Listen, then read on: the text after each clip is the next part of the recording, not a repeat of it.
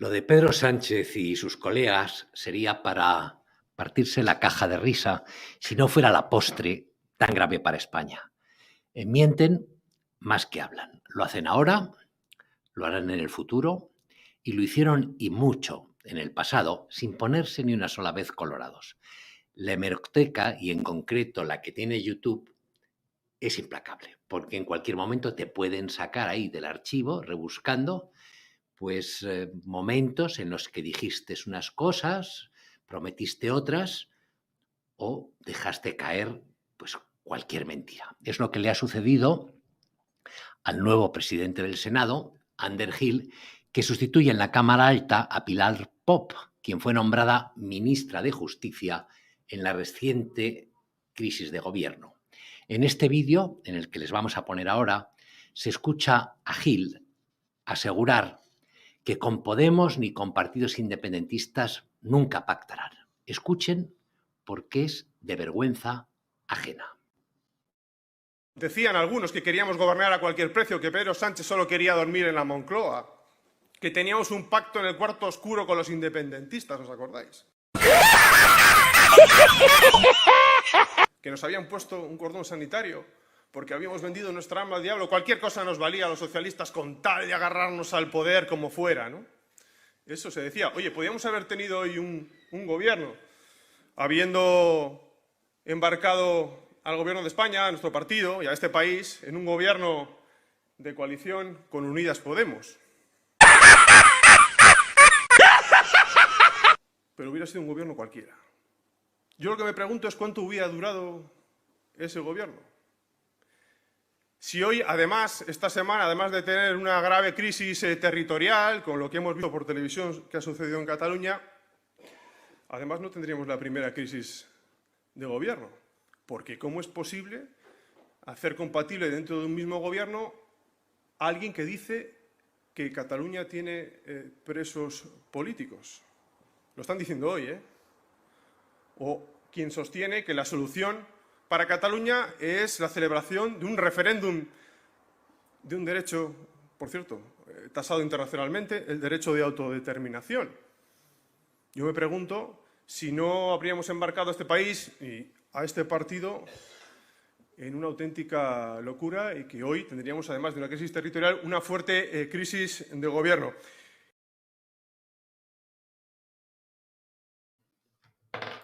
Bueno, pues este paisano, este que han visto, es el presidente del Senado. Y la verdad parece de coña, pero es que es así.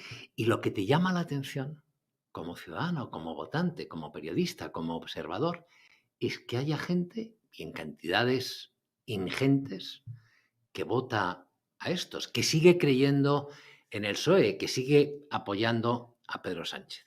Por eso digo yo, se tiene que acabar porque no hay mal que 100 años dure, pero la verdad, el que vote a esta gente no tiene perdón de Dios. Y ahora vamos al tema realmente serio del día.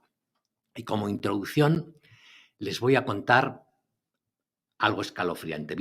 Voy a tener que ir tirando de mis notas porque es bastante largo, pero presten atención. Miren, hay que remontarse hasta la noche del 19 al 20 de junio de 2001 en una de las urbanizaciones de Pozuelo de Alarcón, aquí al norte de Madrid. En un chalet de lujo, residía el abogado Arturo Castillo junto a su mujer y sus 2 hijas. A las 3:45 de la mañana, de la madrugada, el moldavo Pietro Arcán se acerca a la vivienda del abogado para robar. Le llevan 2 españoles, 2 cómplices españoles que lo arriman a la valla y le dicen: volvemos por ti dentro de 1 hora. Arcán salta a la valla y accede al interior del edificio, de la casa, por la terraza del ático. Se sube hasta el ático, escala por la pared, entra en el ático y por el ático se cuela en la casa. Va buscando dinero y joyas sin hacer apenas ruido y entra en el dormitorio matrimonial en el que en ese momento duermen plácidamente Arturo Castillo y su esposa Ángeles. El abogado se despierta al notar que hay alguien que entra en la habitación porque escucha un leve ruido y ve una sombra en la penumbra. Instintivamente levanta un brazo, creo que es el izquierdo, y de forma inmediata, Arcán, con un revólver Colt King Cobra, le suelta un balazo que atraviesa la mano del abogado, la palma del abogado, y se incrusta en su pecho a la altura del corazón. Otros 2 disparos, porque sigue disparando, impactan en el abdomen de Ángeles, de la mujer, que queda allí pues malherida. Arcán se acerca fríamente a Arturo, al abogado, ve que todavía respira y no se lo piensa 2 veces. Con una frialdad absoluta, le golpea con la culata de la pistola en la cabeza para hacerle perder inmediatamente el conocimiento. Con tanta fuerza, los golpes son tan fuertes que le parte el cráneo, le hunde el hueso occipital. Insatisfecho, saca un machete que llevaba en la cintura y apuñala por dos veces al abogado en el pecho. Tras acabar con la vida de Arturo, tira un balazo cerca del corazón, le han roto el cráneo y le han clavado un machete 2 veces en el pecho. Y pensando que Ángeles también ha fallecido, porque se haya llevado 2 balazos, el moldavo sale del dormitorio de los padres y se va a la habitación de las hijas. Allí también golpea a las 2 chicas, una de 17 años y otra de 15, muchas veces, y las tortura para que le entreguen sus ahorros.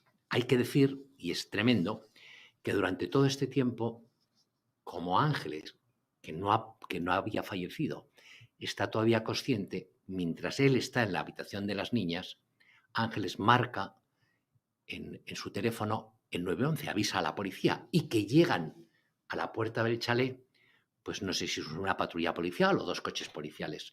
Y los agentes, por esas cosas que hay de la justicia española, de la policía española y de las prevenciones y de los cuidados, tocan el timbre varias veces, nadie responde, no ven ninguna luz, no escuchan ningún ruido y deciden pues no entrar. Han recibido una alarma, pero deciden, oye, no entramos. Es eso tan español de, por si acaso, pues mira, no vaya a ser que me meta en un lío, y no entran.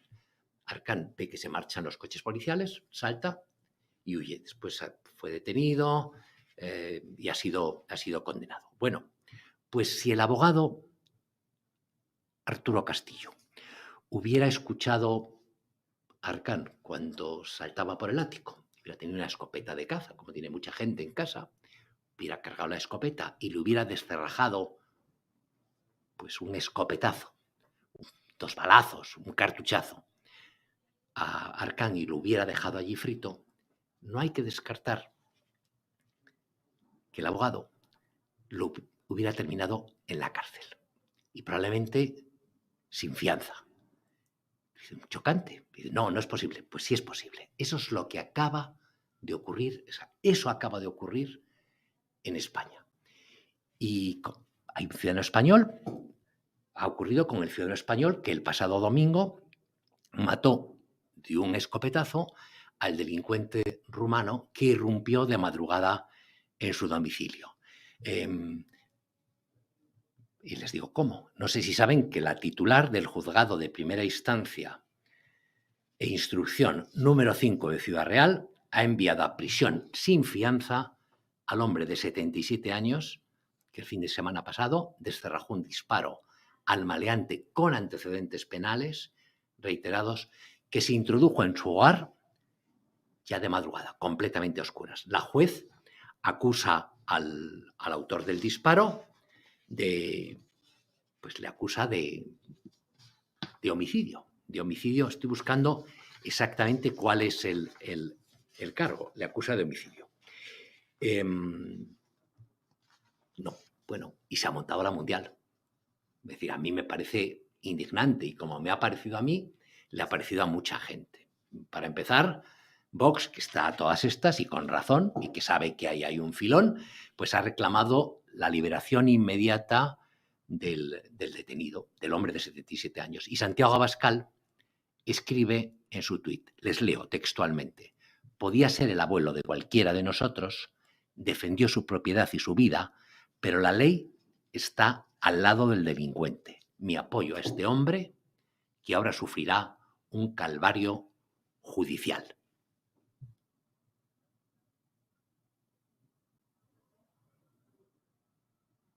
Perdiguero, ¿estás tú de acuerdo con lo que ha escrito Santiago Abascal en Twitter? Yo, Alfonso, como persona, puedo estar de acuerdo, porque evidentemente hay legislación internacional que ampara y que protege la propiedad privada de los ciudadanos, pero en España policialmente puedo estar a favor del señor, pero ha matado a una persona y que por tanto nuestra legislación, a mí como policía, me hace hacer que se garantice la ley.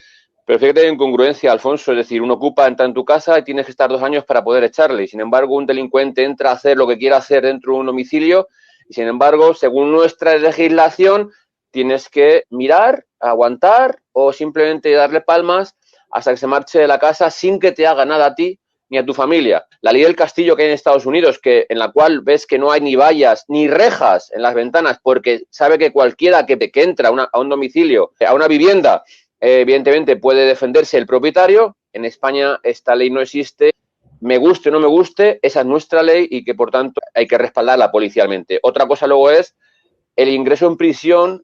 Yo creo que es una aberración. Es un hombre mayor, no se va a extraer de la justicia. Fue él el que llamó a la policía, fue él el que se encontró a las 2:30 de la mañana al ciudadano extranjero con varios antecedentes, que habrá que mirar otro estudio, por qué estaba en la calle con tantos antecedentes si no estaba expulsado a su país.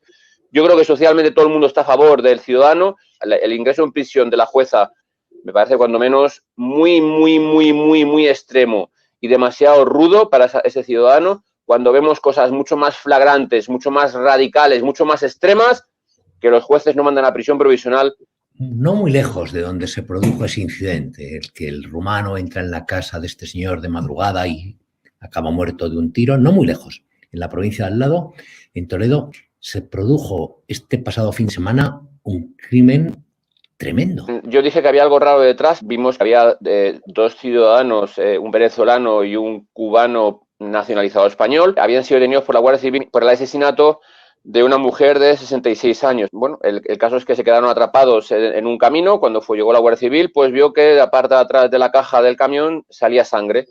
Ellos pensaban que era pues de que algún animal casero, y al mandar a abrir la caja se encontraron una mujer asesinada con signos de violencia. La Guardia Civil lo que hizo fue proceder a su detención y ahora vamos viendo cosas. La mujer tiene varias fincas en Madrid, varias propiedades en Madrid y varias propiedades ahí en aquel pueblo. Parece ser que iba a reacondicionar esa finca del pueblo estos individuos con estos presuntos asesinos ahora mismo y que estuvieron bebiendo cervezas hasta altas horas de la noche del domingo y que luego después cuando se fueron hacia la finca se supone que quisieron aprovecharse de ella no quiso y ellos la acabaron matando. Te digo que de momento la investigación está en curso, la investigación está abierta, de momento hay 2 detenidos, se espera un tercer detenido más. Fueron 3 los que en primera instancia aparecieron, aunque luego un tercero se marchó. De una mudanza que se supone que iban a hacer estos individuos, acaban matando a la propietaria, no sé si para conseguir más dinero, no sé si para aprovecharse sexualmente o para lo que fuere, pero cómo están las cabezas, a Dios gracias. Se quedaron atrapados toda la noche en medio del camino. A Dios gracias, llegó la Guardia Civil, ya digo, y gracias a Dios que los guardias civiles tuvieron perspicacia, tuvieron vista y vieron al final que salía o que goteaba sangre por la parte de atrás del camión. No sé, Alfredo Perdiguero, si sigues sancionado y de baja o ya no. Hasta octubre, Alfonso, ahora estoy en los 80 días por el del moño y luego vienen los otros días, por decirle al marroquí, que se pusiera la mascarilla, que se mantuviera la distancia de seguridad, porque según el instructor no estaba de servicio. Impresionante. Bueno, pues cuando te incorpores en octubre vas a tener pistola nueva. Y te digo ya cómo se llama. Ramón. No nosotros, es para la Guardia Civil, Alfonso. A nosotros ya nos dieron hace 10, 12 años, eligieron la HK para el servicio uniformado. Te diré que yo, 33 años después, sigo con la PK. Me da igual que se llame Ramón, Pepito o Juanito, ¿vale? Me da igual. Espero y quiero pensar, que han hecho pruebas balísticas, pruebas de resistencia, pruebas de no interrupción del arma, porque si por un casual pasara algo a estos compañeros que le dan la nueva pistola, les pasara algo, me imagino que alguien sería responsable subsidiario. Por tanto, quiero pensar que han elegido la calidad-precio de la más adecuada para el servicio uniformado de Guardia Civil. Porque te diré, es la más barata de los 3 modelos que había a elegir. El barato siempre suele salir caro, decimos en Castilla. Esperemos que esto, siendo la más barata, sea la que dé mejores prestaciones a los compañeros de verde. Ya digo, de momento se ha comprado una pequeña partida, se va a ver cómo evoluciona y bueno, ya digo que si a nosotros en 10 o 12 años que se empezaron a cambiar las pistolas, a mí, Alfredo Perdiguero, no se la han cambiado, veremos a ver qué tardan en cambiar. Bueno, volviendo a lo que les estaba contando al principio, me parece indignante que a este hombre, la juez lo mande a prisión, a este hombre de 77 años, aunque tuviese 27, es que me da igual. A este hombre que estando dentro de su casa, entra un delincuente, no sabe lo que va a pasar y dispara sobre él, que habría que preguntarle a lo mejor al juez, porque es de sentido común, a la juez en este caso, es que tenía que esperar a ver si era violado, esperar a ver si lo partía en dos con un machete. Es decir, ¿qué es lo que hay que hacer en estas circunstancias? Yo no sé si la legislación conduce a esto. En cualquier caso, vaya por delante que la prisión preventiva en España solo tiene carácter cautelar, no punitivo. Es decir, no puedes meter a una persona en la cárcel si no hay riesgo de fuga. Díganme ustedes qué riesgo de fuga hay en este hombre mayor que vive en una casa, que tiene ya 77 años, si no hay posibilidad de que reincida en el delito, de que cometa otro delito. Es imposible. Lo que ocurrió fue un hecho puntual. Miren cómo suenan ahora las sirenas de la policía. Debe ser por lo que estamos diciendo. Bueno, o que oculte pruebas, pero ¿qué pruebas va a ocultar? Porque todo está sobre la mesa. Entonces yo no entiendo qué es lo que ha pasado en la cabeza de la juez. Ya nos iremos enterando en los próximos días, a ver si mañana tenemos más datos para contarles. Y vamos a otro asunto también importante. No es que en todos sitios cuezan habas, pero en Asturias parece que sí, y que además hay algunos empeñados en seguir la funesta senda catalana. No es broma. Nos va a hablar de ello José María Figaredo, que tiene 32 años y además de dirigente de Vox, es abogado, economista, licenciado en la Universidad Pontificia de Comillas.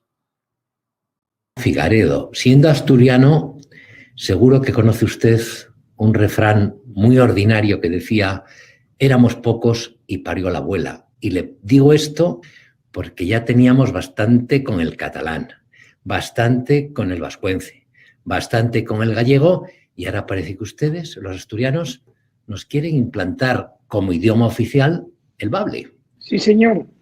Es, bueno, la última estrategia con la que se ha descolgado el Partido Socialista. Esto ya venía de lejos, ¿no? Había como un pequeño pulso de favorecer el bable, que al final no era más que una forma de colocar amigos. Es decir, si yo convierto el bable en oficial, yo consigo que haya gente que viva del bable, yo coloco a dedo a quienes van a pues, cubrir los puestos de traductores oficiales, de incluso profesores del bable oficial, yo los coloco a dedo.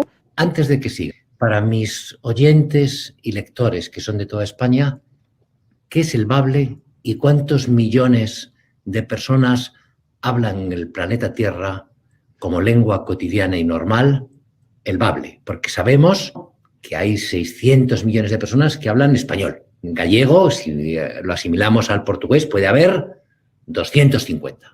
Pero el bable, ¿cuántos? Bueno, el bable no tiene ningún hablante materno. Cero. En primer lugar, porque el bable que quieren imponer es un refrito, es una invención. En Asturias se hablan muchísimos dialectos en función de las zonas. La zona más pegada a Cantabria, por ejemplo, aspiran las H's, convierten las H's, las hacen, pues, hierro dirían hierro, mientras que en el resto de Asturias la convierten en F y dirían fierro. Entonces hay muchísimas variedades, son infinitas. No existe una gramática concreta del bable. Entonces, primero crean un chiringuito que se llama la Academia de la Lengua, y esta Academia de la Lengua crea un nuevo idioma inventado, y a partir de ahí empiezan a imponerlo. Entonces, este idioma inventado nadie lo habla como lengua de cuna. La lengua de cuna en Asturias es de forma evidente el español. Pues hay un deje de asturiano que puede ser más cerrado, menos cerrado, pero al final no hay nadie que hable el bable como gramática, es decir, hablantes nativos, cero. No es un idioma que tenga ningún futuro y ninguna utilidad. Eso serviría meramente como curiosidad. En cualquier caso, estas cosas cuestan dinero, dinero del erario público, dinero del que aportan los contribuyentes con sus impuestos. ¿Qué es lo que se va a conseguir implantando como idioma cooficial el bable en Asturias? La estrategia del gobierno tiene una doble vertiente. Por un lado, del gobierno del Principado de Asturias. Por un lado, generar una capa de voto cautivo, es decir, si yo consigo que una serie de personas dependan de que yo les conceda un trabajo relacionado con el bable, evidentemente estas personas me van a votar a mí. Por otro lado, hay una capa de gente que se beneficiaría de una potencial barrera de entrada. Es decir, si para ser médico en Asturias necesitas tener el bable, si para ser profesor en Asturias necesitas tener el bable, si para ser funcionario de cualquier tipo en Asturias necesitas tener el bable, hay una capa de población que de alguna forma se beneficiaría de esta barrera de entrada. Es decir, en lugar de competir con gente de toda España, compites con un número más reducido de personas. Y eso facilitaría, en cierto modo, a algunas personas mantener un puesto de trabajo. Y de alguna manera, el gobierno del Principado lo que pretende es generar voto cautivo. Nada más, por un lado. Por otro lado, lo que pretende al final es distraer la atención, que es la misma situación que se produjo en su día en Cataluña o en el País Vasco, distraer la atención de terceros temas. Es decir, una corrupción galopante, una gestión nefasta de la administración, era el caso catalán. ¿Y cómo lo distraigo? Genero un falso sentimiento de independencia, nacionalismo, etcétera, que va siempre asociado a este idioma, y a partir de ahí convierto en monotemática la política del Principado de Asturias. Es solo bable. De tal forma que la gestión, el despendio de dinero público, de eso no se habla. Se habla solo del bable. Es al final, de alguna forma, llevar como la discusión a su terreno. A un terreno ellos generan una falsa necesidad y se erigen en los proveedores o los satisfactores de esa falsa necesidad. Imperio de la boina. Miren, yo empecé la carrera, empecé Derecho en Santiago de Compostela y la lengua vehicular era el español. Ahora es el gallego. Es cierto que el gallego tiene, por eso de la cercanía al portugués y Brasil, pues más recorrido. Pero me parece que en muchos casos ese énfasis que se pone en lo parroquiano, en lo regional, en lo más cateto, va en detrimento del bienestar de las generaciones futuras, de nuestros hijos. Es decir, es mucho. ¿Por qué es importante y por qué nos preocupamos de que hablen inglés? Porque hay mucha gente en el mundo que habla inglés y porque el inglés es la lengua en la que se hacen muchísimas cosas, como antes se hacían en francés y como se hacen todavía en español. A mí esto del bable me parece un chiste. El drama es que en España este tipo de chistes pueden terminar cristalizando y nos podemos encontrar pues pasado mañana con que para trabajar en una universidad en Oviedo, en la Universidad de Oviedo, o para ser médico en un hospital en Mieres, o para, no sé, estar en una oficina en Luarca o en Pravia, pues te exijan hablar bable, oprimen más o potencien más al que habla bable, como pasa y está pasando ya en un lugar como Baleares, con algunas cosas verdaderamente esperpénticas. No sé si saben, quizás siga vigente, pero lo era en su día, que se puntuaba para entrar en la orquesta de cámara de no sé qué, no sé cuál de ellas era, el hablar catalán, como si para tocar la flauta lo que hay que saber es catalán en lugar de música. Pero bueno, en España nos hemos vuelto locos y tenemos ahora aquí a un loco estupendo, magnífico. Tenemos el placer de tener con nosotros y con vosotros a un tipo muy especial que es Kake Minuesa. Kake Minuesa es un ejemplar único. Pertenece a una especie periodística en extinción, la que va a los sitios, mira, pregunta, comprueba y cuenta. Parece que una de tus odiadoras, que tienes bastantes, va a pasar un mal trago en los juzgados. Pues sí, la noticia, Alfonso, es que el 20 de octubre se sienta delante del banquillo Beatriz Talegón. No sé si recordáis aquel Consejo de Ministros que se celebró en Cataluña y que lo estábamos retransmitiendo y en directo a mí me rompieron la nariz. Cosa curiosa que todavía no se sabe quién me ha roto la nariz cuando tienen las imágenes a su disposición los Mossos de Escuadra. Pero bueno, dicho esto, Beatriz Talegón me acusó de hacer un montaje. Lo ha reiterado Beatriz Talegón, Beata Talegón, esta socialista famosa por decir una frase en su vida y famosa por ser la tonta útil del independentismo, ¿no? Ese independentismo siempre necesita un tonto útil socialista, llámese Illa, o llámese Iceta, o llámese Beatriz Talegón. Bueno, pues Bea Talegón iba a tener que declarar y pagar porque va a ser culpable de... Yo estaba haciendo un directo y me rompen la nariz y ella dice que yo estaba conchavado con los que me rompieron la nariz. Entonces, Enric Morera, que es el presidente de las Cortes Valencianas, de Compromís, independentista, también hizo chance de esto, también hizo burla y también me acusaba de hacer un montaje.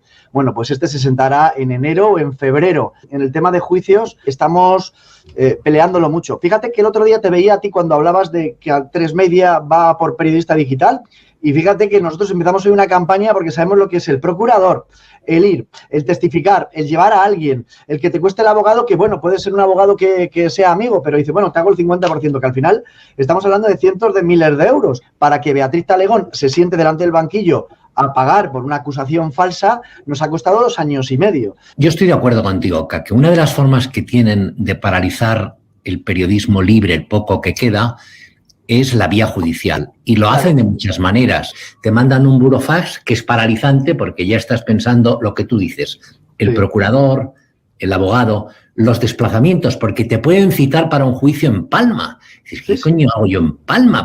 Yo he tenido de esos, que te acusa un yihadista islámico de que dijiste que era yihadista y bueno, y te hacen desplazarte a Palma, nunca hacerte las cosas y al final incluso te podrían condenar, que nunca sabes, porque la justicia es muy imprevisible. Lo que no sabía es que Talegón seguía en activo. Yo pensaba que se había jubilado. ¿Sigue apareciendo en las televisiones? ¿Sigue dando la lata? En las televisiones y en los chiringuitos independentistas. Ella, como bien sabes, cuando habla de España, habla en tercera persona. Ella vive del independentismo y ella, pues como la televisión catalana o la productora o la coproductora de Todo es Mentira, pues viven del independentismo. Entonces, el independentismo les riega con millones y espero que les dé dinero para pagar la sentencia. Hablabas de lo de los juicios, pero es que no sé si recuerdas cuando estuvimos en Alsasua, en la convocatoria de la manifestación de Ciudadanos, que estaba el PP, que estaba Vox, que estaba Ortega Lara, que estaban las víctimas del terrorismo. Bueno, pues fuera, con los que nos tiraban piedras, estaba el carnicero de Mondragón. Bueno, pues me han condenado a mí a 700 euros, hemos ido al juicio, hemos llevado un testigo, que era el cámara, y aún así nos han condenado a esos 700 euros, nos han condenado a pagar las costas, todo lo que pedía el Ministerio Fiscal. Entonces dices, joder, nos tiran piedras, nos insultan y luego nos quieren amedrentar, como tú dices, pues con el tema económico. Nosotros estamos aquí en Vallecas, que en agosto pues no podemos cogernos vacaciones porque tenemos que currar. Entonces somos una productora pequeñita que si nos condenan a 700 por aquí, a 1000 por allá, luego resulta que nos pega la archaina, nos golpean y el juez dice que es que no es capaz de ver los rodillados. Pero bueno, no es capaz de ver los rodillados, pero tendrá que ser capaz de ver más allá de su nariz y ver que nos están golpeando y que nos están amedrentando como medio de comunicación. He visto en tus redes sociales que denuncias que ha desaparecido en el Monte del Gozo el monumento al Papa, a Juan Pablo. Hago el camino pues todos los años y la verdad que esa es una etapa en la que dices, joder, ya estoy aquí en todo lo alto, veo que ya estoy muy cerca de la meta y ha desaparecido. Y es que nos están persiguiendo por la fe, porque es que han quitado 14 cruces en los últimos 15 años. La entrevista que va a salir estos días de Polonia Castellanos, de abogados cristianos, nos da el tic de la única razón o el único motivo por el que podrán derrumbar la cruz del Valle de los Caídos. Y la forma legal de derribar la cruz es desacralizarlo. ¿Cómo se desacraliza la cruz? Bueno, pues si la Conferencia Episcopal cede ante el PSOE, ante las presiones del PSOE y de Podemos, y deciden trasladar a los benedictinos y llevárselos y desacralizarlo, pues ya se puede derribar la cruz y hacer un parque Warner de la memoria histórica, de la izquierda, para ver si empatan la guerra o si la ganan ya reescribiendo la historia, ¿no? Pero digo yo que católicos somos todos, y si ellos van a decidir desacralizar la cruz y quitar la cruz más grande de Europa, lo que es 7 veces el Corcovado, la cruz del Valle de los Caídos, pues ahí nos iremos algunos a hacer denuncia social y a contarlo, o si es preciso, amarrarnos a ella para que no acaben con la cruz más grande de Europa, Alfonso. Yo iré contigo y te recuerdo que la última vez que nos vimos precisamente a la sombra de esa gigantesca cruz. No sé si te acuerdas. Antes de que me detuvieran. Tuvieron cuando te dejé solo. Al principio estábamos muy bien, me marcho y cuando llego a Madrid, que está aquí al lado, me entero de que te han trincado. Bueno, me trincaron, pero al final la verdad es que la juez ahí me dio la razón. Yo no puedo desobedecer a la Guardia Civil si la Guardia Civil me dice que no entre a una misa o que no entre a una iglesia. Con lo cual, eso que en principio salió en todos los medios y me acusaban de varios delitos, no hay ningún delito y todo ha sido sobreseído y me han dado la razón en los tribunales. Estamos pendientes todavía, casi 2 años después de que me devuelvan la cámara. También te quiero hablar de una cosa, Alfonso, y no es el tema de Antonio Castelo, que es el cómico de Todo es Mentira, que está acusado de acoso sexual a compañeros de trabajo y a menores, no, es el tema de la condena, de la segunda condena al que era marido de Mónica Oltra y cuando cometió los abusos sexuales era marido de Mónica Oltra. Bueno, pues no solo ha sido condenado, sino que tengo en mi canal el testimonio de la chica abusada sexualmente. Nadie de la izquierda, ninguna feminista le ha apoyado, ningún colectivo feminista le ha apoyado, como tampoco han apoyado a las niñas abusadas sexualmente en Mallorca. Solo danos una primicia. ¿Qué dice esa niña? Es terrible, porque la niña tiene 19 años y cualquiera que la esté entrevistando, se te cae, o sea, por ser literal, se te cae la cara, o sea, se te caen los huevos. O sea, ella está hablando y dice, mira, es que me cogía de la mano cuando creía que estaba dormida y se masturbaba. Y yo digo, ¿y cómo sabes que se masturbaba? Y dice, sí, se masturbaba hasta que terminaba. Y digo, ¿cómo sabes que terminaba? Y dice, porque me dejaba líquido en la mano, ¿no? Entonces, todo esto, que no ha sido denunciado por la izquierda, que es terrible, te lo cuenta ella en un testimonio exclusivo de televisión. Y luego, lo más terrible, a este señor, al marido de Mónica Oltra, le han despedido de forma improcedente, con lo cual le han dado 28.000 euros de indemnización, de forma improcedente. ¿Por qué? Si le despiden por haber sido sentenciado por segunda vez y condenado por abusar de una menor a la que él estaba a cargo, ¿no? Bueno, pues aún así se ha llevado 28.000 euros de regalo de la asociación ligada a la Generalidad y ligada a Mónica Oltra. Bueno, interesante lo que cuenta Kake Minuesa. Es un muy buen periodista. A mí me gusta, es decir, no es el único, pero es un tío valiente, tiene muy poco miedo, va a los sitios. Bueno, ¿se acuerdan ustedes que le llamaban el follonero de la derecha? Le llamaban en su día. Yo no sé ahora en lo que está, pero le cuesta salir adelante. Y yo le pregunto un día, si tú, Kake, en lugar de ser de derechas, fueras de izquierdas y muy progre, seguro que tendrías muchísimo trabajo. Y él me contestó, muy simpático como es, bueno, pero no sería yo. Bueno, dicho esto, ahora vamos con la traca final. Y eso que es verano, que estamos en agosto y que el país aparentemente está paralizado, al ralentí. Tenemos al presidente del gobierno tumbado a la barca en las Islas Canarias, a su exministro Ábalos tirado panza arriba en Punta Cana, al alcalde de Valladolid, como contábamos ayer, paseándose en un coche de superlujo antes de irse a un yate al Mediterráneo, a los periodistas, unos por un lado y otros por otro, pero hay gente que esté donde esté, pues siempre está al pie del cañón.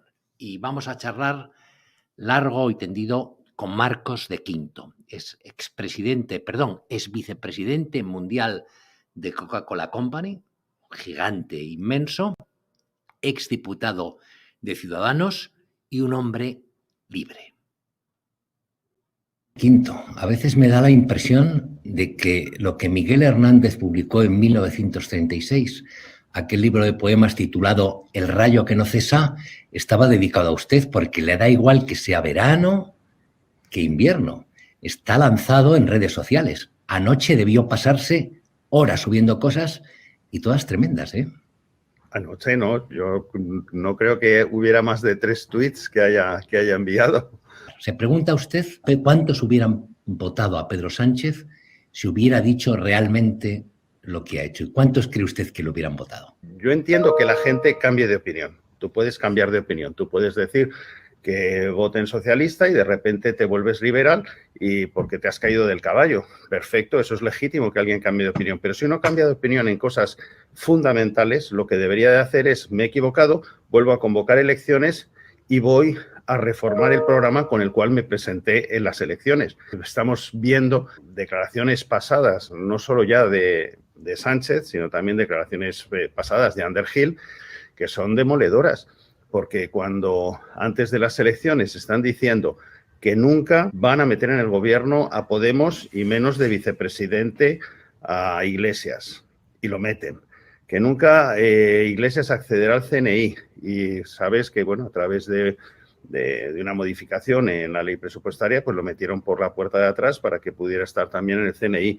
Cuando comentan que nunca pactarán con los golpistas independentistas, y no solamente, pues absolutamente es quienes han estado RC y PDeCAT pues sosteniendo al gobierno. Cuando dicen que no harán indultos, y van y los hacen. Cuando dicen que jamás pactarán con los bilduetarras, ya hemos visto lo que ha pasado en Navarra. Luego, cuando uno de repente rectifica en tantas cosas, pues lo lógico sería que hubieran convocado elecciones y decir, perdone, me voy a presentar con un programa distinto al que estaba diciendo, porque he hecho todo distinto a lo que decía, y eso sería lo digno. Y lo que no es digno, lo que es inmoral es lo que están haciendo, que se presentaron con un programa y ahora hacen todo lo contrario a lo que decían que nunca harían. No iba en su programa lo de no hacer concesiones en Cataluña, pero da la impresión de que los últimos gestos, las últimas cosas, las últimas negociaciones van en ese sentido y de forma muy grave para el futuro de España. Lo de los MIR clama al cielo. Absolutamente, porque son concesiones no a favor de Cataluña, sino en contra de España, y Cataluña es parte de España. Lo de los MIR es absolutamente pues una indecencia, es todo un despropósito. Lo del aeropuerto del Prat, de repente pues se hace ese anuncio. Se habla también de que se va a hacer en el aeropuerto algo en el aeropuerto de Madrid, pero no han hablado para nada con la Comunidad de Madrid, es decir, la ignoran y la ningunean absolutamente, y resulta que sale una oposición dentro del propio PSOE y dentro del propio Podemos, pues negándose a esa ampliación del aeropuerto del Prat. Y entre tanto, pues tenemos el tren de Extremadura en la situación en que la tenemos.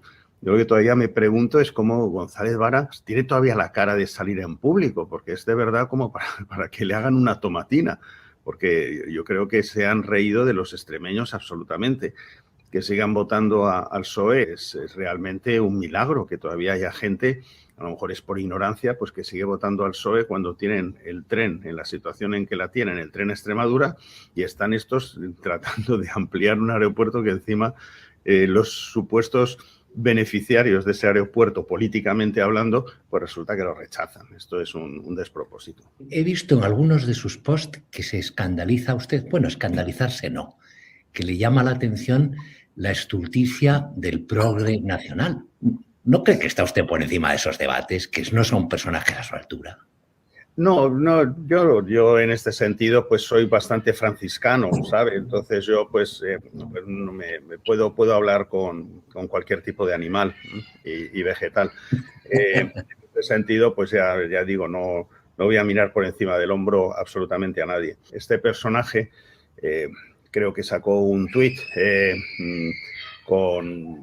sorprendiéndose de que en un momento dado en la playa alguien le hubiera increpado, y no sé si la gran palabra que le habían llamado fue cerdo o algo así, y lógicamente si hay un partido que se ha dedicado a tratar de dividir a la sociedad española, de tratar de enfrentarla, de tratar de sacar el pasado más horroroso de nuestra sociedad para volver a sacar a flote pues todas las vísceras que puede existir en este país.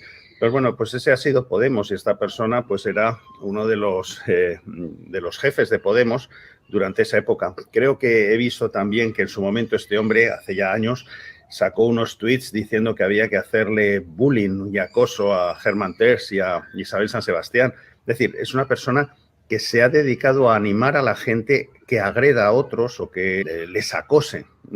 Y de repente pues se va a la playa con la familia y le dicen algo y entonces pues se escandaliza. Hablamos de Ramón Espinat, que es un personaje patético. No hace tiempo formalizó en el Congreso una petición para que no se vendiera Coca-Cola en el Congreso. Y entonces el mismo día, es que es absolutamente el mismo día que él se hace una foto presentando ese escrito en la secretaría donde se presentan los escritos, ese mismo día se va a comer a la cantina del Congreso y se le ve en la bandeja con 2 Coca-Colas. Entonces, este tipo, yo creo que eso fue uno de los ridículos más graciosos del mundo. una persona que acaba, además de publicar en las redes, acabamos de presentar este escrito para que no se venda Coca-Cola en el Congreso, y segundos después se le va la pinza y, lógicamente, va a comer y encima no una, sino dos botellas de estas de Coca-Cola. Pero este chico que trata de dar lecciones de moralidad o que me puede llamar a mí señorito y tal, que tiene un desconocimiento absoluto de mi vida, de lo que yo puedo haber trabajado en mi vida, etcétera, lo cual da igual, pues es un niño de papá que su padre, sindicalista, creo que además había sido consejero de Caja Madrid, que a donde estaban las tarjetas Black, se benefició de ello, pues su padre, sindicalista, como todos los sindicalistas, pues le coló en la cola para que le adjudicaran un piso de protección oficial, probablemente al que no tendría derecho, y ese piso él ni siquiera lo pisó, simplemente una vez que se lo adjudicaron, lo revendió haciendo un beneficio, y esto es lo que es absolutamente inmoral, y toda esta gentuza son los que luego, pues eso, en Twitter nos dan lecciones de lo que tiene que ser el país, etcétera, pero bueno. Bueno, sobre lo que tiene que ser el país, veo entre sus posts que habla usted de Deliveroo y de cómo se ha ido de España y por qué se ha ido de España y quiénes son los responsables. Hay un libro precioso que escribió Stanley, el explorador, que él va en rescate de Minbaja, en la parte de Sudán. En vez de ir en el camino corto, va por el camino largo, atraviesa todo Centroáfrica y cuando al final va a rescatar a Emin Baja, que se supone que está en peligro, pues en Khartoum, pues Emin Baja no se quiere dejar rescatar si realmente la situación no está mal y tal. Entonces, a mí me recuerda mucho ese libro de Stanley, me recuerda mucho todos estos salvapatrias de izquierdas que van a salvar a gente que luego esta gente dice, pero si yo no quiero que usted me salve. Si es que, vamos a ver, siendo autónomos tenemos ciertas ventajas, tenemos flexibilidad y entonces, pues bueno, ellos cogen esta cruzada donde van a... Y además, el problema de todo es que han estado presumiendo de que gracias a ellos va a salir Deliveroo de nuestro país y cuando de repente lo analizas dices, pero vamos a ver, los riders de Deliveroo están encantados de estar ahí, pues oye, es un trabajo y es un trabajo, oye, donde tienen sus seguros, son autónomos, etcétera. Es decir, ¿qué prefiere esta izquierda? ¿Que esa gente pierda su trabajo, dejen de ser riders y que se dediquen a qué? ¿A ser manteros? Porque si son manteros, la izquierda sale a defenderles. Pero si son riders autónomos que están dados de alta como autónomos, la izquierda va a machacarlos y a conseguir que pierdan su trabajo. ¿Su trabajo para qué alternativa? ¿Para acabar de manteros? Es que yo me quedo alucinado. Por otro lado, Deliveroo lo que está haciendo es un servicio para ayudar a toda la hostelería, porque de hecho muchos restaurantes pueden estar vendiendo no solamente en sus mesas, sino vendiendo a domicilio gracias a que existen estas plataformas que pueden llevar su comida, por lo cual están ayudando de alguna manera a la hostelería. Y por otro lado, yo creo, por último, no sé si Deliveroo tiene en España 300 o 400 personas de trabajadores fijos que están llevando la plataforma, y bueno, si se va Deliveroo, pues se irán al paro. Y todo esto... ¿para salvar a quién? ¿Para salvar a quién? Para simplemente, pues esta gente hacer su populismo, su propaganda y quedar muy guay y decir, nos hemos cargado una empresa. Que es lo que esto es claro, como no saben lo que es una empresa, pues piensan que es el mal. Y entonces, pues nos hemos cargado una empresa, el mal, y así se seguirán cargando empresas y se acabarán cargando el país. Es un personaje, Marcos de Quinto. Yo sentí que dejara la política. Y aunque él pone, si ves en Twitter, dice navego sin bandera, es decir, da a entender que no está ya en ninguna formación política, sí es cierto que hablando con él siempre tiene muchas referencias a Albert Rivera y leyendo lo que sube a Twitter, lo que sube a las redes, escuchando lo que dice aquí, lo que nos acaba de decir, es evidente que tiene una vis política, que le interesa mucho la política, de que después de haber estado en la gran empresa muchos años, haber ocupado puestos de enorme relevancia, haber estado en la cumbre, en la élite de lo que es los altos ejecutivos del planeta Tierra, pues le interesa España, le duele España, le preocupa España y quiere hacer cosas por España. No le he querido preguntar, porque sé que no quiere hablar de ello, sobre un proyecto que al parecer tiene en mente, que es el lanzamiento de una televisión completamente distinta a lo que tenemos. Y dicho esto, no sé si vieron que al principio, bueno, los que estuvieran al principio del programa, verían que pusimos unas imágenes, un montaje, un vídeo, poniendo en evidencia o dejando en evidencia la falta de palabra, la incoherencia, las mentiras, las trampas, incluso la ridiculez del PSOE en muchas de sus declaraciones y en muchos de sus comportamientos. Y a mí lo que más me llama la atención, porque os lo voy a poner ahora otra vez, es que la gente no tome nota. No sé, yo he vivido muchos años en el extranjero como corresponsal de enviado especial y he estado tiempo en Estados Unidos, estuve viviendo en Londres, conozco bastante el mundo y he cubierto algunas campañas electorales. No conozco ninguno de esos países como conozco a España. Pero yo lo que veo aquí no lo he visto en ningún sitio. Me parece inaudito, por ejemplo, que haya gente que siga teniendo fe a Pedro Sánchez con lo que nos ha mentido y con lo que ha hecho y con quien ha pactado. Dices, oiga, es que prometió subir el empleo un 4% y lo ha subido un 2%. Pues no pasa nada. Pero es que ha hecho exactamente lo contrario de lo que juró y perjuró. Y para comprobarlo, vean este vídeo. Decían algunos que queríamos gobernar a cualquier precio, que Pedro Sánchez solo quería dormir en la Moncloa, que teníamos un pacto en el cuarto oscuro con los independentistas, ¿os acordáis? Que nos habían puesto un cordón sanitario porque habíamos vendido nuestra alma al diablo. Cualquier cosa nos valía a los socialistas con tal de agarrarnos al poder como fuera, ¿no? Eso se decía. Oye, podríamos haber tenido hoy un gobierno, habiendo embarcado al gobierno de España, a nuestro partido y a este país, en un gobierno de coalición con Unidas Podemos. Pero hubiera sido un gobierno cualquiera. Yo lo que me pregunto es cuánto hubiera durado ese gobierno. Si hoy, además, esta semana, además de tener una grave crisis territorial, con lo que hemos visto por televisión que ha sucedido en Cataluña, además no tendríamos la primera crisis de gobierno. Porque ¿cómo es posible hacer compatible dentro de un mismo gobierno a alguien que dice que Cataluña tiene presos políticos? Lo están diciendo hoy, ¿eh? O quien sostiene que la solución para Cataluña es la celebración de un referéndum de un derecho, por cierto, tasado internacionalmente, el derecho de autodeterminación. Yo me pregunto si no habríamos embarcado a este país y a este partido en una auténtica locura y que hoy tendríamos, además de una crisis territorial, una fuerte crisis de gobierno. Bueno, ya lo han visto. Es decir, esto sería ese tipo de documentos que tendrían que llevar al final un sin palabras. O juzguen ustedes mismos. En periodismo siempre se ha dicho, periodismo y en la vida, que lo que ves, que lo que tocas, que lo que compruebas, que lo que oyes, no tiene sucedáneo.